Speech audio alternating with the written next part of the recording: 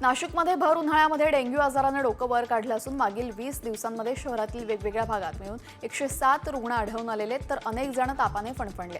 यामुळे नाशिक महापालिकेचा आरोग्य विभाग अलर्ट झाला असून उपाययोजना आखण्यास सुरुवात झालेली। अक्षय तृतीयेला सोन्याच्या भावामध्ये घसरण झाल्याने ग्राहकांचा सोने खरेदीकडे ओढ वाढलेली आहे। नाशिकमध्ये 24 कॅरेट सोन्याचा भाव 96,200 रुपयांवर गेला।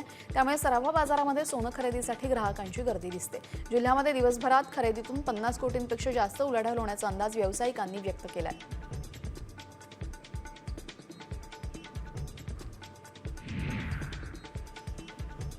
नाशिकच्या देवळामेशीमध्ये जगदंबा देवीच्या यात्रोत्सवाची सांगता करण्यात आली। यात्रानिमित्ताने देवीच्या मंदिरापर्यंत 12 गाड्या ओढण्यात आल्या। यावर्षी अक्षय तृतीयानिमित्ताने 8 दिवस अगोदर यात्रोत्सवाला सुरुवात झाली आणि अक्षय तृतीयेच्या दिवशी देवीच्या भक्तांकडून माणसांनी भरलेल्या 12 गाड्या ओढण्यात येतात।